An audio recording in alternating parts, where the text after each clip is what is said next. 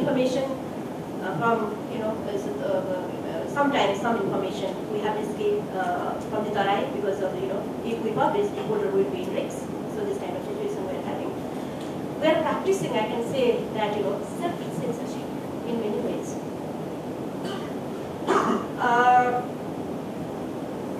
So Nepali journalists are now, and you all are aware that, self-censorship promotes impunity and cultural silence. Nepali journalists facing psychological, physical, and professional threats. In many ways, even from Maoists, even from Tarai, labels, there are many sizes and names of new armed groups emerging in Tarai region. 100 of them, they have different names.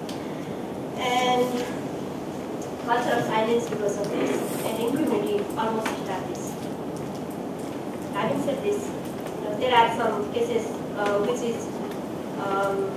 which was success because of media on the human rights issue. Recently, example can be Balkrishna Dunghel's issue. I think our friends will elaborate these issues, and maybe if you are interested in the interaction page. Balkrishna Dunghel is Maoist MP, but he is in member of parliament. He was involved in one murder case, and cabinet decided that to give amnesty to him. So media raised the issues in many ways. Media, in many perspectives, they reported, they took interviews of the victims' mother, father, and sisters.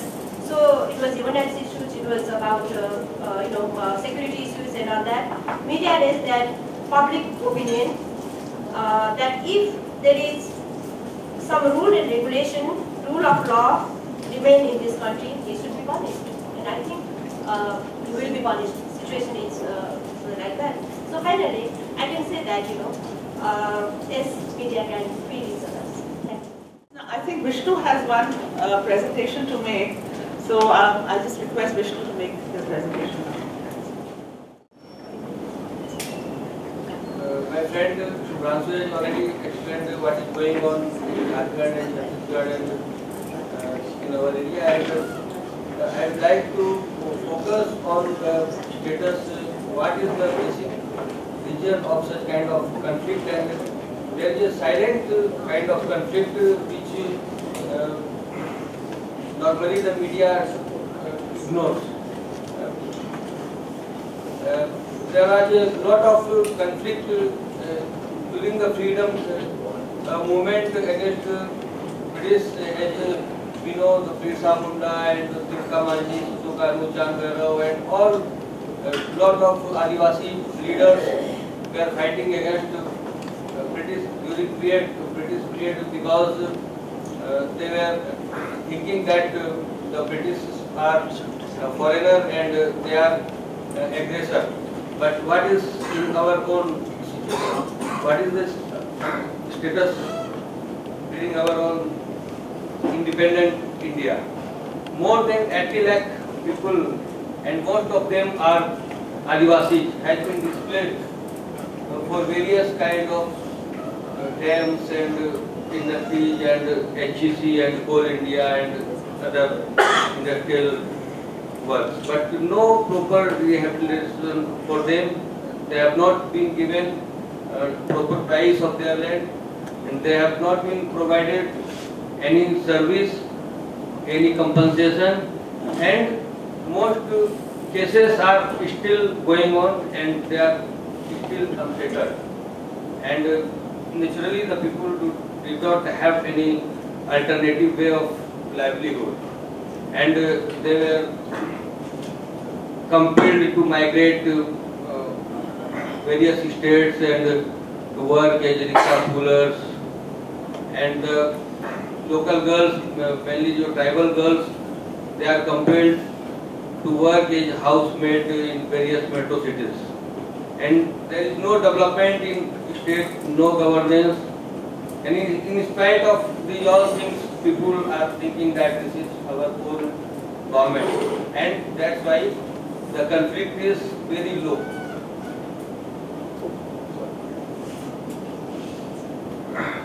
In the Maoist areas, only. Go back. Back. Oh, sir.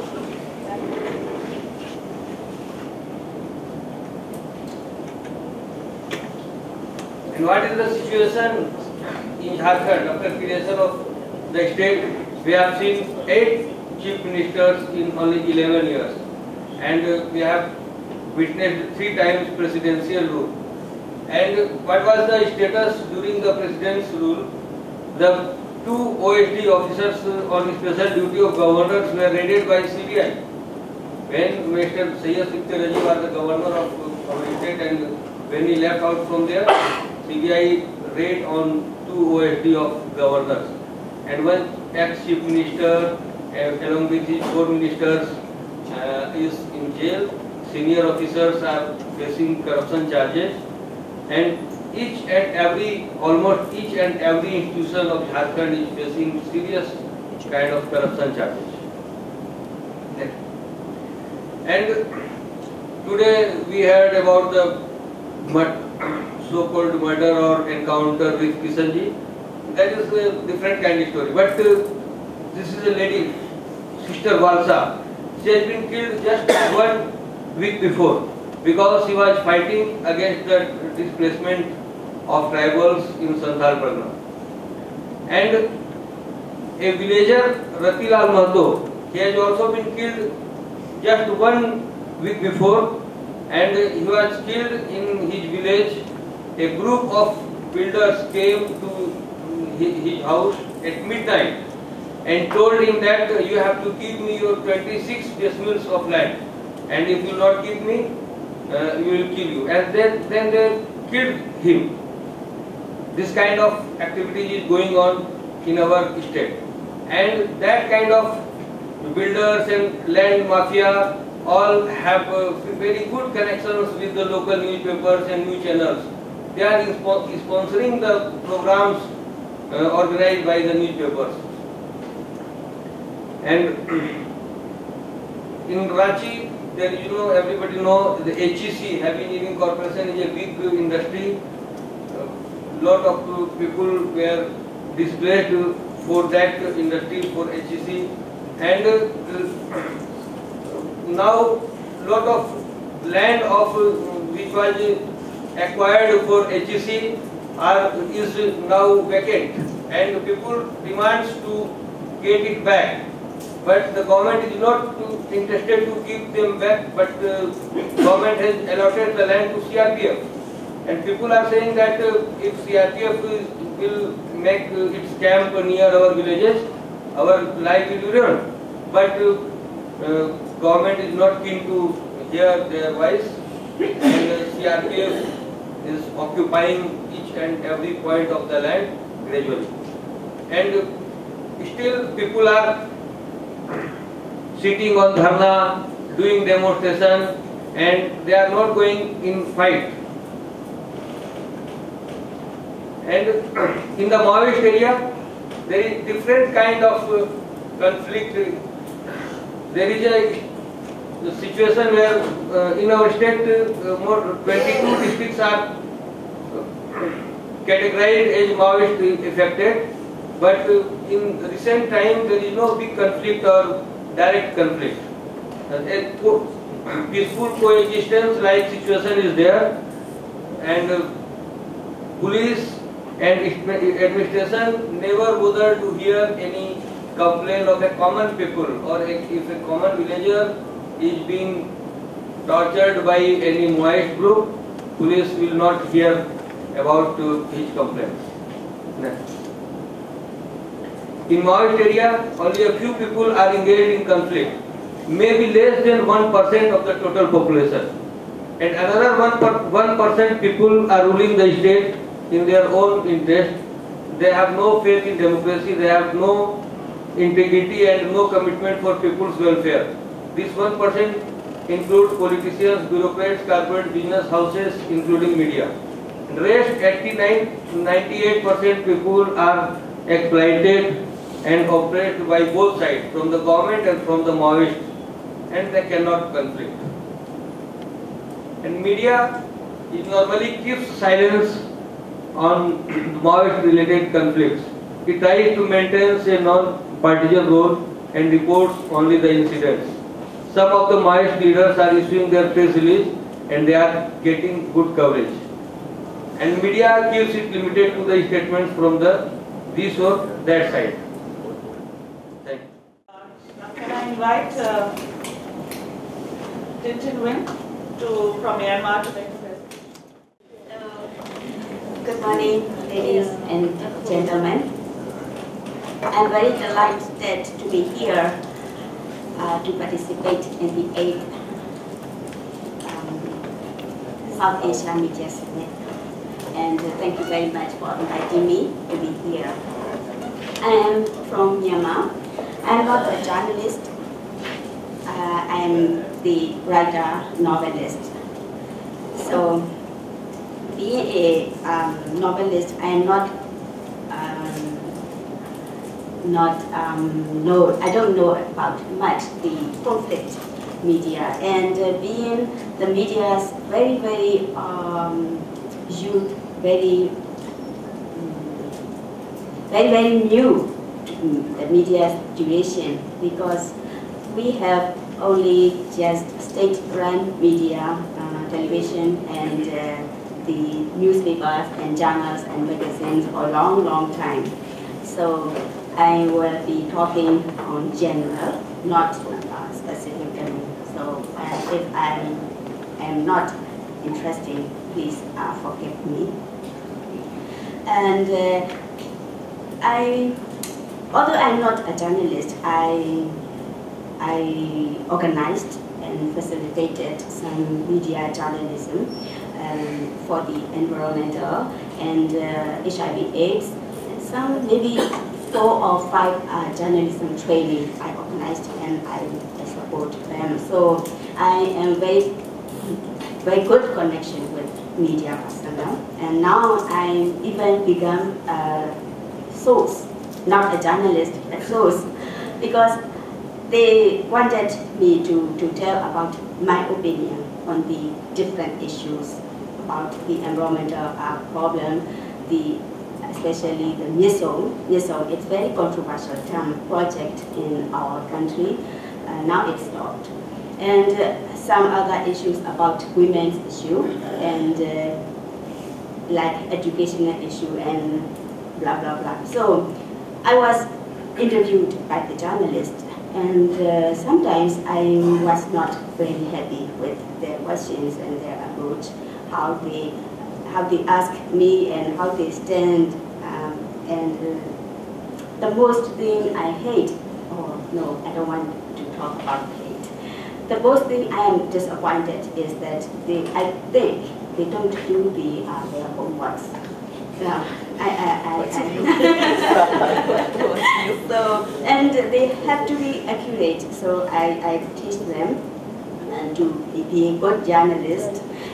But because our journalism training is very new, just 2 years. We have just 2 years of the education in the education curriculum.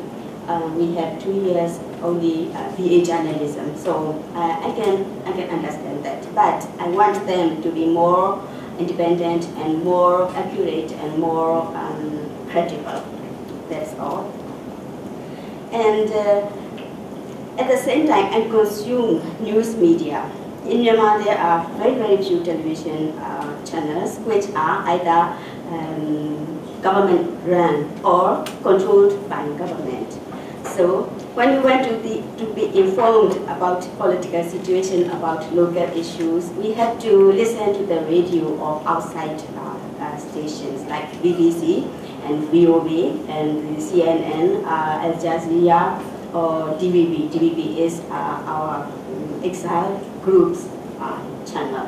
It's called Democratic Voice of Burma. We have to listen to them. And being media illiterate, we people consume media without any analysis and any critical thinking. We all consume all the things they show us, they tell us.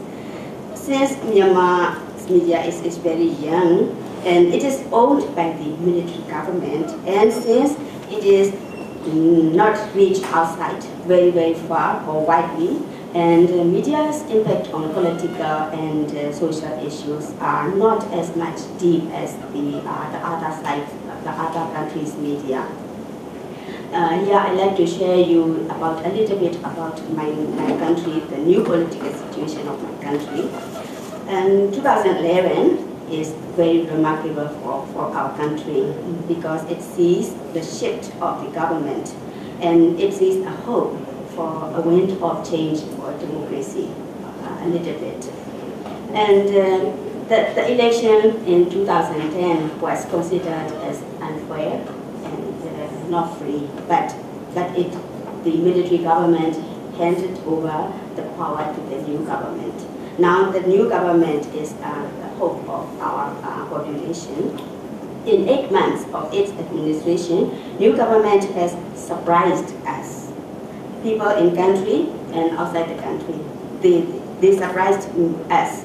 And because they loosen the control on the media a little bit, not they let go, but they loosen a little bit, but it matters a lot. And we can see many portraits of Aung San Suu Kyi and her father, General Aung San, our national hero, everywhere. We can publish now, but last 8 months or 10 months ago, we cannot tell about Aung San Suu Kyi in the public speaking or in the books. We cannot mention her name, even her name. But now we are a little bit open. And the government released some political prisoners. The government negotiated with Aung San Suu Kyi, and the new president, U Thein Sein, stopped the controversial Nyesotang, which is very important for the Kachin tribe, the northern part of Myanmar, and it is the heart of the Kachin people, the culture and the ecological and the economical and the culture and the religion or everything. The Kachin people's everything is Nyesotang, and now it stopped for his time. After his time, we don't know, but it's good news for us. And so, media, the Nyesotang releasing Nyesotang project is a part of the media's important contribution, I think. So the media play an important role even in our country. And I will share you about the country's conflicts a little bit, and then media situation of our country, and media's attitude of our country, and effect or impact, whatever it is, of media to the conflict or the general public. And my sense of media and conflict, do they feed on each other? Yeah, that's very obvious, but I want to say a little bit more about that. And the Myanmar's conflict, we have so many years of being in the conflict zone. We can say war, civil war. And as you might have known, Myanmar has the longest war between the neighboring countries or in the world at present. The root of cause, there are many different causes. Some may be tell that it's because the autonomy, the continuation of autonomy, or some people will say that maybe the ideology different, and some people will say that the resource, natural resource, because the different ethnic tribes zone, they have all the natural resources. Not in our mainland, we have nothing, but we have Chin State, Kachin State, and Karen State, and we have teeth, some jades, and some oil fields. So it depends on the natural resources, we said. And the root of cause is many things, and this causes, it brings ethnic groups in its political territory in the name of the union or the peace. So, and then second part is media coverage. Printing media, especially state-run newspaper, they don't often cover about the conflict. Even if they cover, it stands for the state actors' side. So the ethnic tribe people, they don't have any access to the mainstream media, and so they have to do that release with other exile media, or maybe about the Facebook and about the video footage and the internet that they have. But internet access is, in our country, internet access is like nothing. We have to wait for a long time to get an email read. So it's not good for them.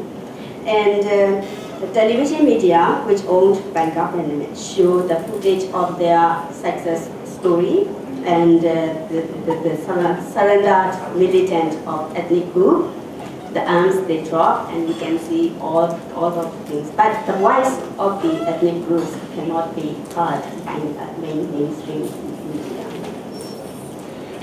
But very recently, we have watched a video footage of the events about 3 captive Myanmar soldiers captured by the KIA, Kachin Independent Army. And is it like 2 months ago?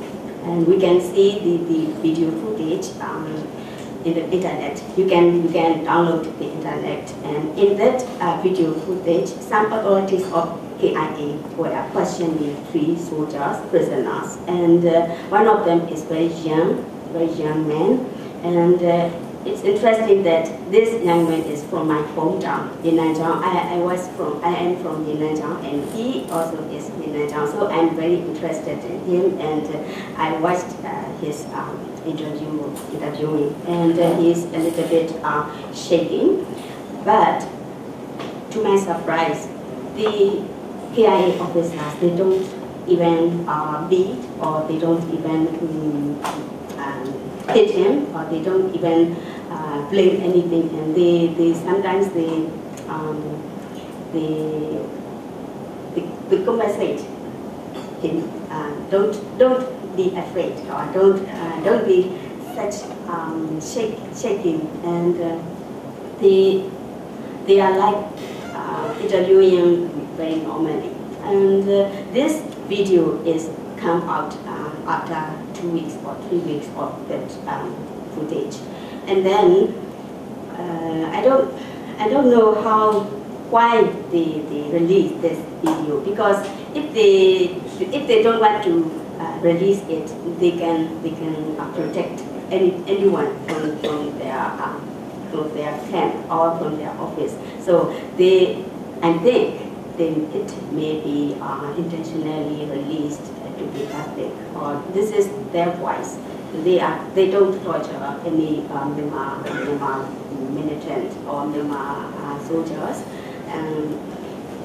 Rumor has it that our military officers, they tortured the KIA, 2 or 3 KIA people, and they killed. And then after killing the person, they slashed all over the body with the knives.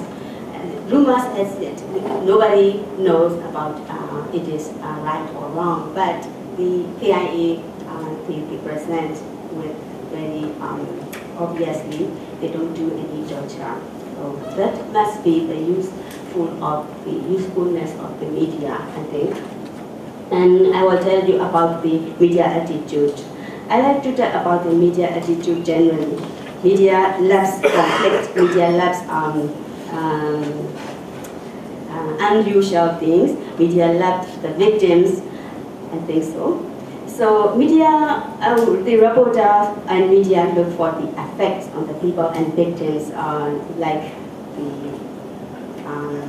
the armed conflict, or like the fire, or like the floods. They want to cover the things as much as possible, they can get the news. So it's very obvious. Since it is in very competitive situation, to cover the news as soon as possible is the media's intention. So when they cover the conflict without any accuracy and enough time to preparation, media might deliver bad outcome unintentionally. So media and conflict, do they feed on each other? That's very interesting. And to my opinion, they feed on each other very obviously. As well as a new media consumer, it is likely to me to agree with that powerful effect. If journalists are students of peace journalism, the outcome might be different from those of the war journalism. That depends what they report, how they report, what side they stand. So that's very important. Okay? Journalism is about judgment. We cannot report everything. We have to decide by ourselves. And the report of landmine victims or the report of bomb explosion, because in our country, in Kachin, especially in Kachin states, there are many bomb explosions, one after another. Just recently, like November 15, the bomb explosion killed 10 people, just recently. So when they cover that event, it is to be very cautious about who they stand for, who they report on, and who is talking about this, which side. That's very important, I think. So to conclude my presentation, journalists to be aware of the destructive role the media can play in the promotion of sensationalist news. So the media preference for the drama has a direct impact on the activists who realize that only with loud violence will they be heard. So that's my opinion, only my opinion. Media can influence the course of events, even in the in societies, and it is even in the conflict, whatever it is, they can cause very important influence, and they can able to create, or they can even to destroy the communities. Thank you very much. Thank you, Tintin. I think you've given a very clear picture of the media, and whether it is Myanmar or India or Pakistan, I think media is the same everywhere. They don't do their homework, they believe in sensationalizing things, and they continue to feed on each other, on helpless. So thank you very much. May I invite now Zahir Hussain? First of all, a very good morning to all of you. Let me briefly introduce myself. My name is It's on the other mic. Now you. Yeah. No, it's okay. Is it audible now? Yeah. Once again, a very good morning. My name is Zahir Hussain, and I come from Assam, located in India's northeast. As many of you know, it's a region riddled with insurgency. To be precise, more than 30-odd rebel armies operate in the region, with demands ranging from autonomy to secession and self-determination. Currently, I'm the managing editor of News Live. It's not audible? No, not very. He just increased the volume. He's just going to increase the volume.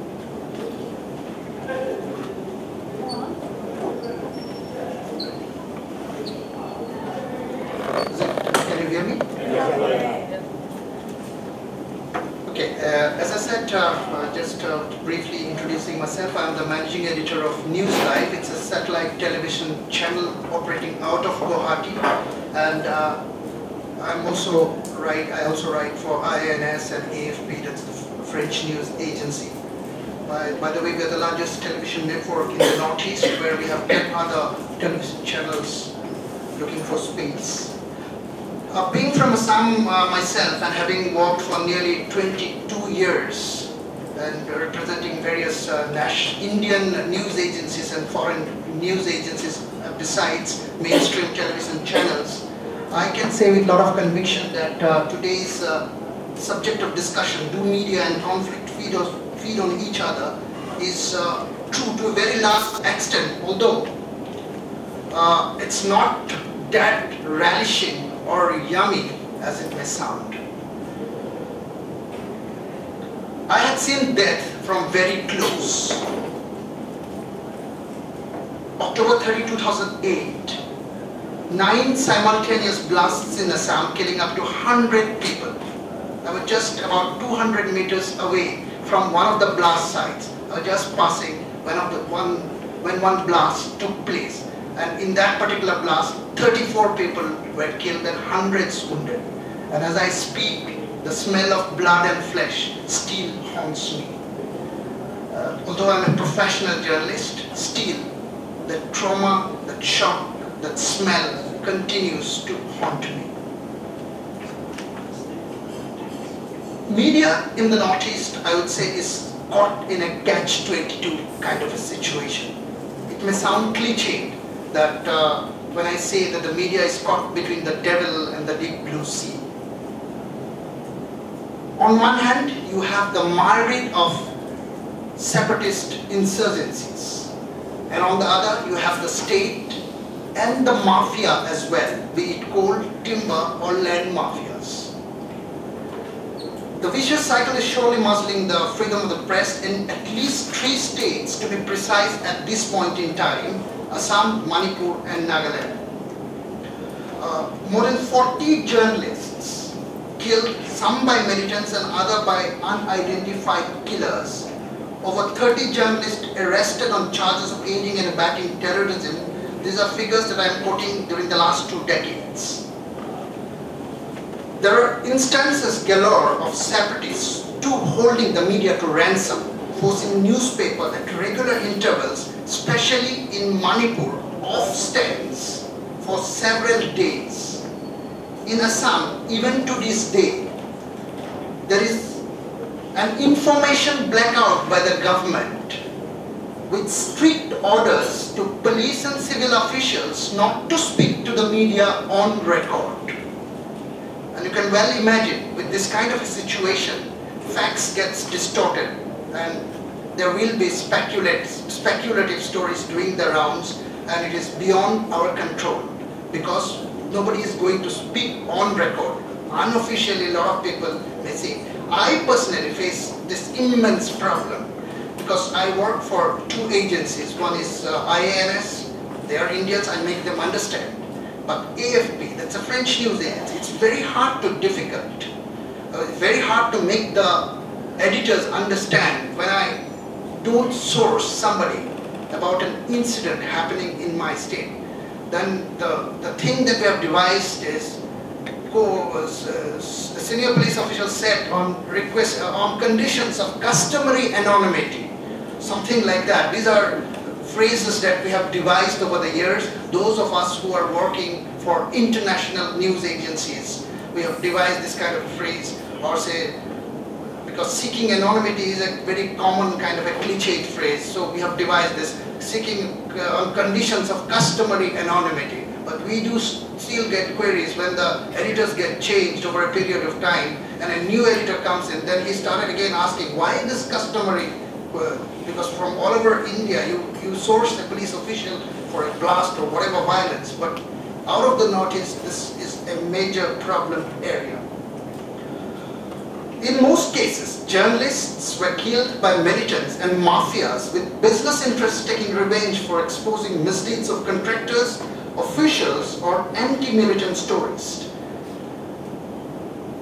The first killing of journalists in Assam was reported in 1987, when a correspondent of the largest English daily, Assam Tribune, was shot dead by militants of the outlawed Alpha, or the United Liberation Front of Assam.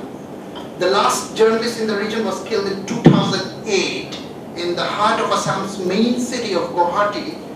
Motives unknown and no arrests made so far. Another problem area in the Northeast is Manipur, where journalists are sandwiched between pressure from militant groups and the high-handed attitude of the government. In fact, the media is very, very delicately balanced and functioning as